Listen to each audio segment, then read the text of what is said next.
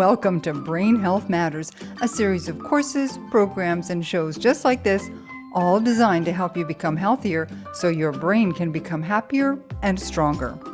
This week, the complex relationship between your brain, your mouth, and sleep. Stay tuned. Brain Health Matters is brought to you by Don't Let the Memories Fade. Learn many enjoyable ways to enhance body, mind, and spirit with simple lifestyle changes that will help you improve your memory and your mind. You can create a healthier, more vibrant future with Don't Let the Memories Fade. Available in ebook and paperback on Amazon everywhere. Hello there and welcome. I'm Kate Kunkel, your host here at Brain Health Matters, and I have joining me today Dr. Scott Saunders. He practiced general dentistry and periodontal wellness for many years, but he became disturbed by the gap between mainstream dentistry and research. So he moved from clinical practice to writing for dental consumers and clinicians. Scott realized that the most current health research just isn't available to the public, and even healthcare professionals don't have time to read the ever-expanding literature. So now he works to bridge the information and education gap to empower you and professionals. Welcome, Scott. Thank you, Kate. Appreciate your having me on. I'm very excited. You know, I found you through the Reverse Alzheimer's Summit last year. What I love about events like the Reverse Alzheimer's Summit is that it gives us a chance to talk about these things that people don't normally understand. And one of the things that you say that I found very interesting is the seeds of Alzheimer's can actually begin in childhood. What do you mean by that? That's a really good question, Kate. And the seeds of Alzheimer's, namely oral health deficits, sleep deficits, and breathing deficits, do in fact begin in childhood because there are many children being born with underdeveloped jaws, which leads to underdeveloped airways and impaired sleep, and even obstructive sleep apnea, which affects a way greater percentage of the child population than is normally quoted in the literature. We don't really have reliable figures, but I've seen figures as high as between 25 and 35% of children that actually do have obstructive sleep apnea. And I captioned them the seeds of Alzheimer's because that brings into urgency the attention that we need to pay to these early indicators so that we can correct them early. And the earlier you start correcting them, improving oral health, improving sleep, and improving breathing, and there's all sorts of things that you can do very early in life, starting with myofunctional therapy between ages 2 and 3 years old. This idea of the jaw being not developed properly, how can that be now? Like, I don't understand. Is it from malnutrition from parents? What is it? That is largely due to, well, it's due to a number of things, but thanks to the Industrial Revolution, and we have the advent of a grain-based diet, being so busy that we're running around like a bunch of chickens with our heads cut off. We rely on infant formula. Women are not breastfeeding for the appropriate period of time. And children are being given soft foods, or rather they're not being given hard foods to chew on, usually early enough in life, so the jaw muscles do not get an adequate workout, and the tongue doesn't get an adequate workout, and the oral muscles do not receive the training that they need in order to develop in parallel with jaw growth, and the muscle action is necessary for appropriate jaw growth.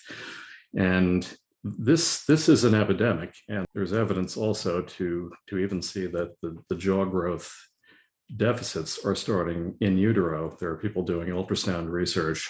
So it's even going beyond that, probably epigenetic signaling, and it's something that we really have to stay ahead of, and that we have to start early to get ahead of, because it's all about structure and function. Okay, so structure and function. Honestly, I've never heard about this, and I'm pretty sure that none of our viewers or listeners have heard of this before either.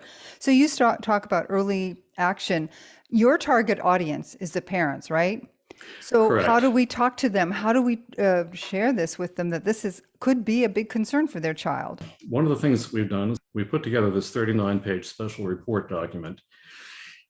And this is mainly a guide for parents, a resource for parents to begin developing a collaborative philosophy and begin seeking out the practitioners that can spot these problems in their children early, because mainstream medicine and mainstream dentistry really do not have the training that it takes to spot these problems appropriately.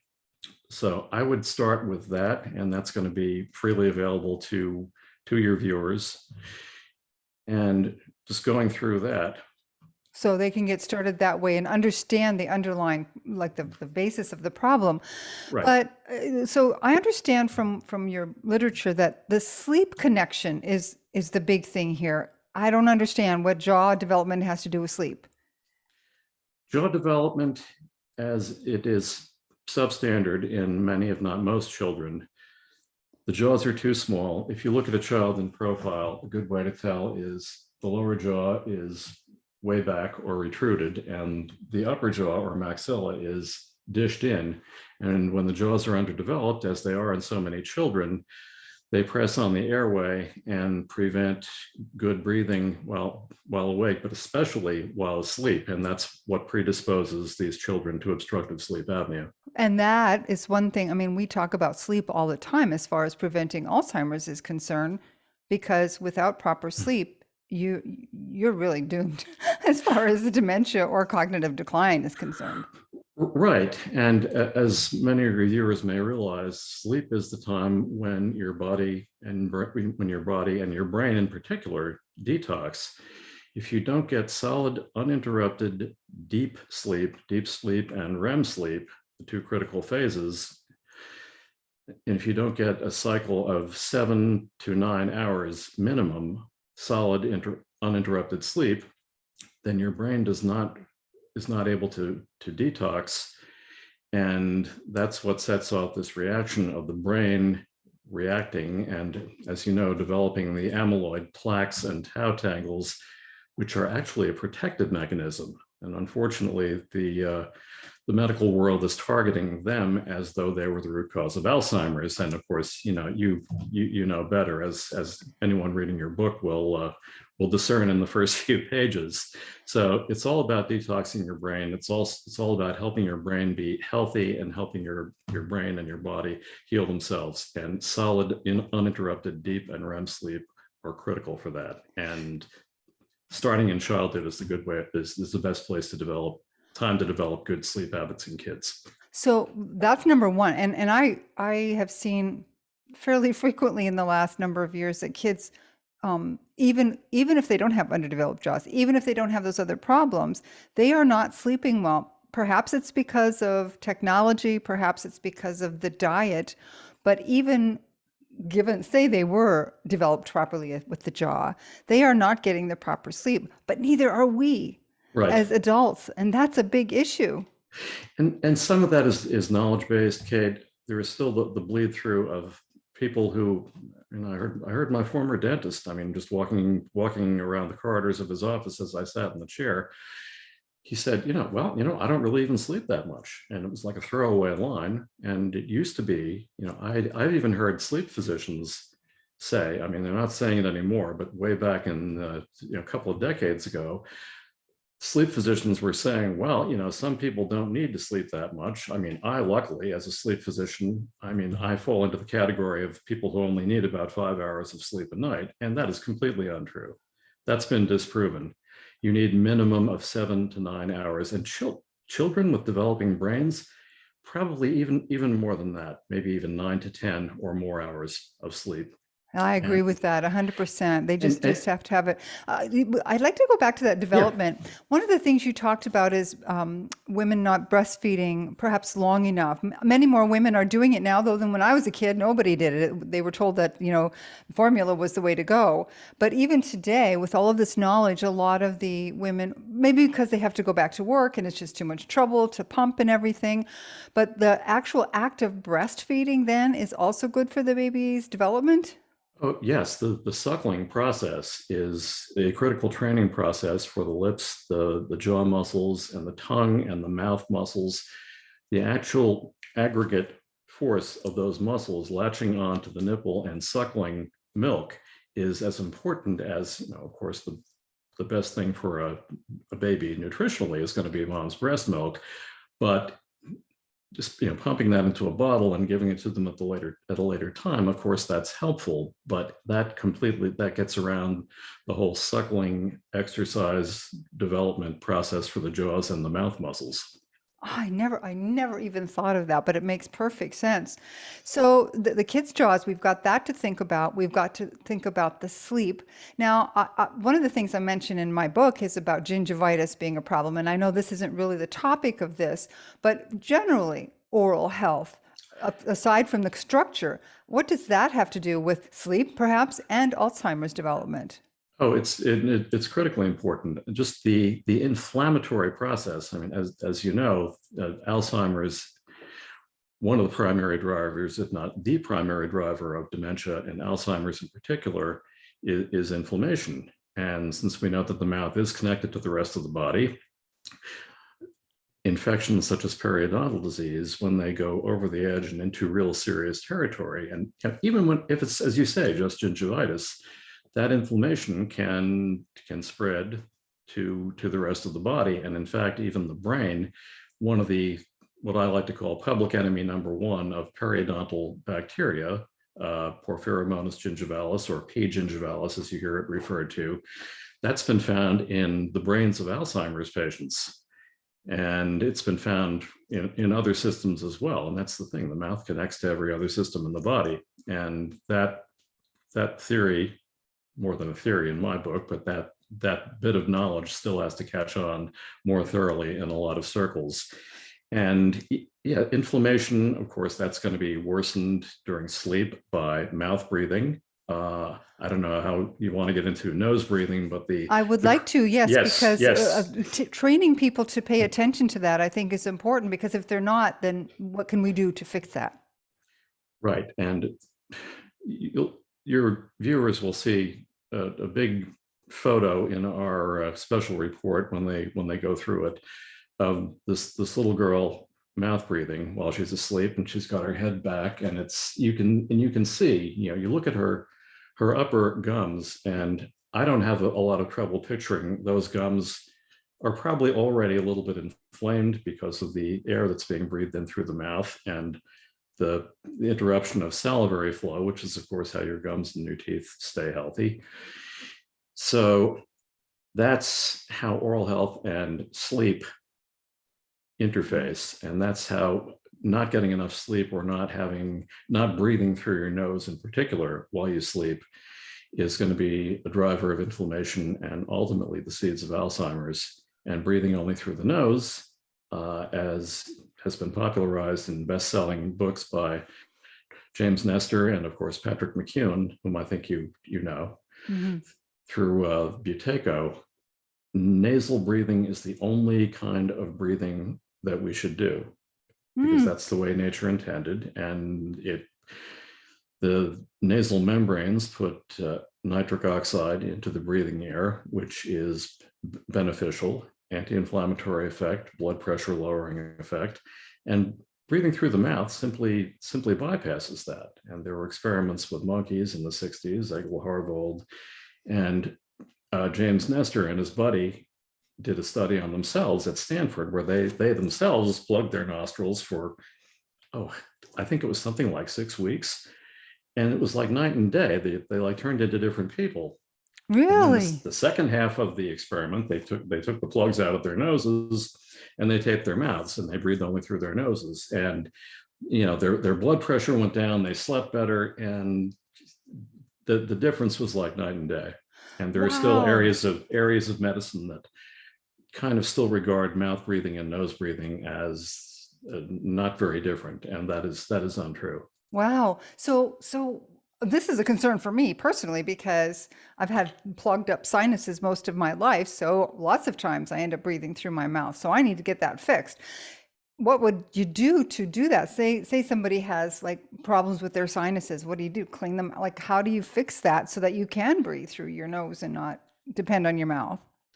Well, first of all, if you have an anatomic problem in your sinuses or in your nose, your turbinates are malformed, or you've got a deviated septum or something, obviously you should have that checked out by an ENT doctor. And I've got a little bit of that myself. And what I do is I use Breathe Right strips. They're a strip that goes across the nose and holds the nostrils open while you breathe. And I also have, unfortunately, I don't have it on me, so I can't show it on camera, but it's a device called a Munchie, which some of your viewers may have heard of them, maybe not. They're out of Australia. They're a flexible silicone dental appliance that goes over the upper and lower teeth. And they're mainly for kids. They were developed by a dentist in Australia by the name of Dr. Kevin Bork to give to kids to wean them off pacifiers, which do a lot of damage if they're used for too long.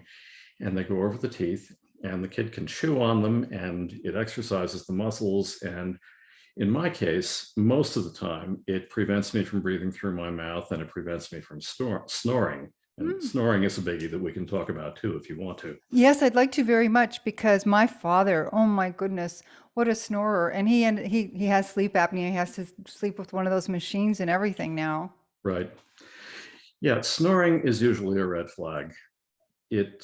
That is probably gaining traction, I want to say, a little bit faster than some of the other signs of sleep apnea. Snoring and sleep apnea, do they always go together? No. More often than not, if someone snores, especially if a child snores, that's something that you really do need to get evaluated by someone who knows how to evaluate it. And I hate to say it, but there are some doctors who are fond of saying, well, my kid snores, is that a problem, doc? And, well, no, he'll grow out of it, which they almost never do. If a kid snores, that means you need to get worked up by pediatric dentist who deals with sleep issues in kids would probably be the first step, and get a sleep study, either an at-home sleep study, which can be ordered in some states in the US by a dentist, or better yet, an overnight polysomnogram, which is a hospital sleep study. And they do those on kids, and sometimes the results are very illuminating. The worst thing you can do is nothing if your kid snores. What is the biggest thing that you would say to someone, firstly, generally, as far as preventing Alzheimer's is concerned, but secondly, for children, what are the first steps you would recommend to a parent to not only help with sleep apnea or snoring, but get them on the right road right away? The first thing I would recommend, Kate, is that parents look for what I like to call an airway literate pediatric dentist. Pediatric dentistry is really, in many ways, leading the charge in identifying sleep apnea and other sleep-related breathing disorders early in children. And by early, I mean between the ages of 2 and 3. Even before the child has a full complement of baby teeth, you can go to a pediatric dentist who, if they're an enlightened pediatric dentist that focuses on child airway issues and jaw development, they will be working with an orofacial myofunctional therapist or an orofacial myologist. And there's the Association of Orofacial Myology that is listed in our special report document, and you can check out their website. That offers a certification called a COM, and it's a registered trademark.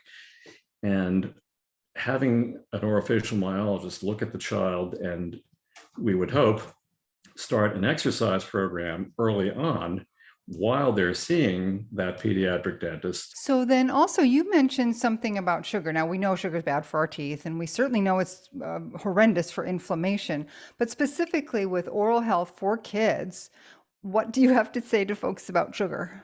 First of all, kids eat entirely too much sugar. Well, adults do too. And kids, the first thing that jumps to my mind, Kate, is soda. Drinking soda with lots of sugar in it.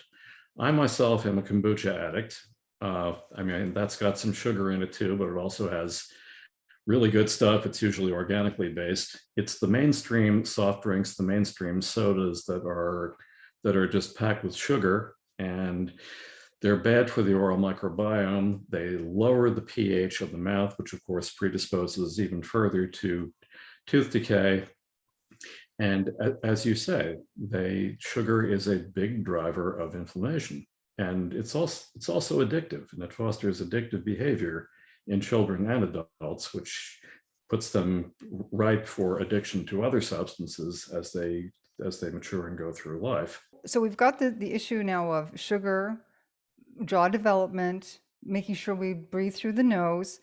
How about, like, I never really hear people talk about oxygen saturation. I happen to be an Amen licensed brain health trainer, and we look at SPECT scans all the time, and that shows the oxygen, where oxygen is getting and where it isn't, and where blood flow is getting and where it isn't.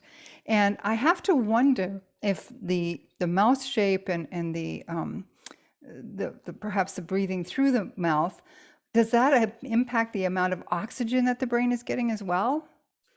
It can, but the main thing that adversely impacts the oxygen saturation and the amount, and accordingly the amount of oxygen that gets to the brain, are deficits in the airway, which is the tongue falling back into the airway. The airway, it's the upper airway itself, the throat collapsing such that when you go to take a breath during sleep, you can't because your airway is blocked. And sometimes that wakes you up. And I know I have a problem. I suffer myself from severe obstructive sleep apnea. And I have turned in myself some really low oxygen saturation numbers. Wow. You know, anything below about 90%. I mean, even 90% is pushing it. Yeah. And I'm not familiar with the SPECT scans that Dr. Amen does. I know he is a world leader in, he's imaged more brains than any person in history, and he's doing excellent work. But looking at the SPECT scan data to be able to tell from that what areas of the brain are and are not getting the appropriate oxygen, that would be fascinating to look at. And some of these imaging studies are real godsends to let people know early on what's happening to their brain. I mean, we check our heart, we check our colon, whatever. I remember I think it was the first time that I interviewed Dr. Dale Bredesen. He said, "Well, you're 50 now. Maybe you should check your brain." So, and of course, Dr. Dale, now you work with Dr. Bredesen, don't you? Not on a daily basis, but I am one of the teachers of the certification modules for his RECODE, which is short for Reversal of Cognitive Decline, training modules that dentists and physicians take to get certified. And I've interviewed him, I think, 3 times. The last one was last year. And I have tremendous admiration for him and for Apollo Health, for all of my other friends there, and what they are doing to educate physicians in Alzheimer's prevention and Alzheimer's reversal if you catch it at the appropriate time, and we're finding, there are more and more things that we can do. And it's all about awareness. Yes. It's all about being aware of, what's going on early, or some people diagnosed at close to an end stage. I know that's what happened to your mom. To your mom. Yeah. So even in some cases when it's fairly advanced, there can be some kind of turnaround, but obviously the earlier you start, the better. And yes, we do work with Apollo Health and with Dr. Bredesen, and we're definitely on the same page, and we promote each other and we work with each other to get each other's message out. And the Dale and the folks at Apollo Health have been just very good for Healthy Mouth Media, and we like to think that we've helped them out as well. Oh, I'm sure you have. This circle is so important. I'm so grateful that I've been able to tap into folks like yourself and Dr. Sanderson. She's going to be on the show next week. Yes. Creating that long-term care facility that she has. She's actually turning Alzheimer's around, even for people who are going into the facility. That's freaking amazing. It is. Is this Marana you're talking about? Yes. Mm-hmm. Yeah, a tremendous thing. And, she's busy woman, tremendous doctor. And I don't know how she keeps all the plates in the air that she does, running summits, operating the clinic, seeing patients. And having a 3-year-old. Oh my goodness, yeah. I don't know either. I can't even imagine, but yes. Yeah. Heather is doing tremendous work. We are all, I believe, in this field so dedicated to helping people keep their minds. I say my tagline is losing your mind is a choice because you have a choice. Once you know, you have a choice to follow through, to take these steps with your children, with your parents, with yourself, with your loved ones. We have a choice. And people, you have a choice to grab Dr. Saunders' 39-page report to Yes. learn more. Yeah, tell us a little bit. So how can they get that? Go to the Brain Health Matters website and the show notes for this interview, and there'll be a link there. Okay. And yeah, it's totally free, and it's just packed with resources. It's easy to read. It's got some really eye-opening photos, and it's got multiple pages of resources and links and websites that you can go to, and that's probably the best of the best of people who really get this problem, and societies of practitioners who are really in a position to do something about it and help parents and their kids breathe and sleep better. And keep their brains healthier. Now, Correct. can people work with you directly anymore? Or are you more like a clearinghouse of information and research? We're dedicated to making the world a healthier place, one mouth at a time, through education. We're basically research reporter experts, and we just talk to as many people as we can in these circles and try to share as much information as possible, and overlaying my clinical practice experience and my own OSA experience, as well as my dental expertise. And although I have to say, a lot of the airway stuff I've learned probably in the last 5 to 6 years, because they don't teach that in dental school. But no, I do not work with patients directly. We will communicate with the caveat that whatever response that I give does not constitute medical or dental advice. And we're kind of driving home the spike with a vengeance in pointing to the direction of the resources, because those are the people that can help them. And it's my job to make people aware of, as you say, the choices that they have. And sometimes they don't know the choices. Exactly. They don't know what they don't know. Yeah. Sometimes physicians and dentists don't know what they don't know because they were not taught these things, these critical pieces of information in medical school and dental school. Right. The education process is just critical, and that really needs to kind of move into the 21st century. And you're talking about a cultural change here.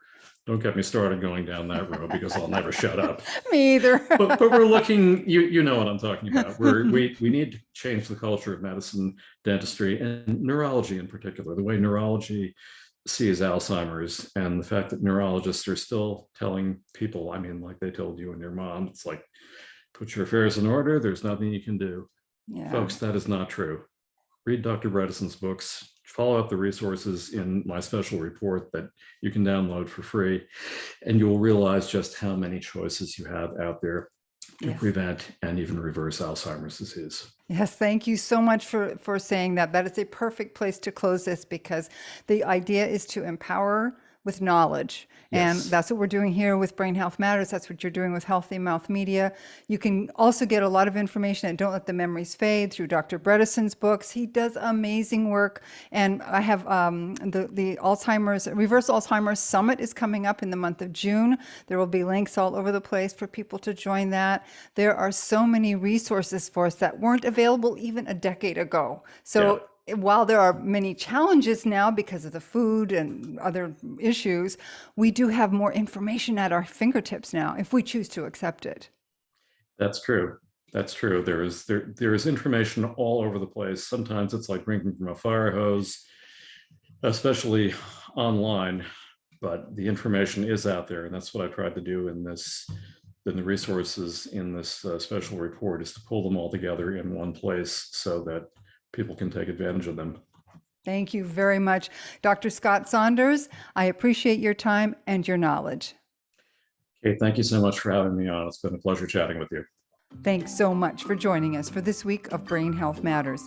Be sure to join us next week when I chat with Dr. Heather Sandison about Marama, an amazing long-term care facility helping people overcome Alzheimer's. You won't believe this story. See you next week.